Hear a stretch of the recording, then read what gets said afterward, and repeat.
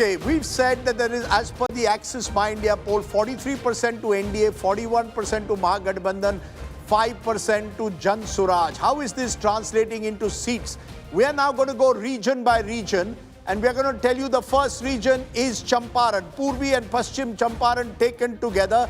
Vote percentage, NDA has a 3% lead here, 44%, 41%, Jan Suraj, 6, others 9. How is this translating into seats? Now let's look at seats transfer, the tough task for any pollster.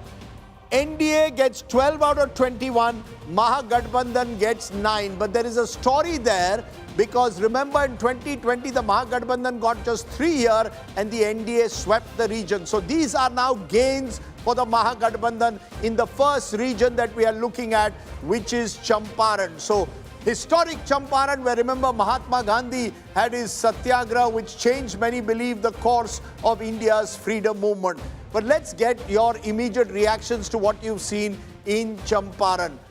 Maria, these numbers clearly show that the Mahagathbandhan is scoring in areas where in 2020 they had losses. Was there local anti-incumbency against MLAs, many of whom were not changed?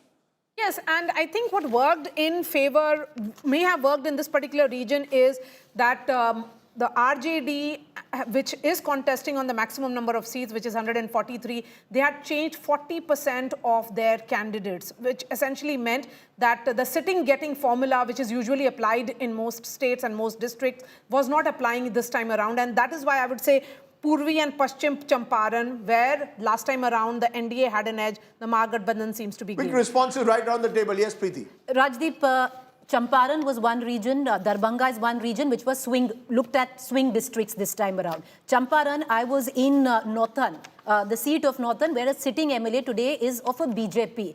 This is also an area where there are two friendly fights as such between the Mahagathbandhan which are taking place in this area. This was an area where, the spotlight was on this area if the MGB will gain. And I'll tell you what could have been the difference on why we see this number, if this number actually holds. Because I would have thought the NDA would have made gains in Champaran. That difference, I think, is Jan Suraj, Rajdeep. Jan Suraj is very popular in this particular Saran, Sivan, Champaran, very popular, high migration population. Are you surprised with the Champaran findings?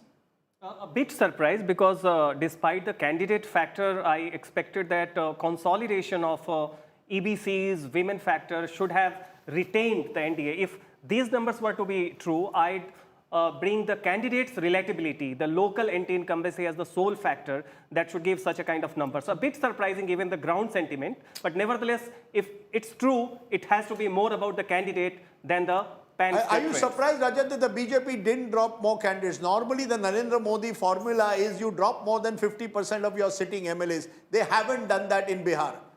No, especially in Tirhut and Darbhanga region, which is part of in the neighborhood areas around the Champaran that you are defining as, BJP was able to sweep the entire region, and at least in these numbers, it doesn't seem like they've been able to sweep.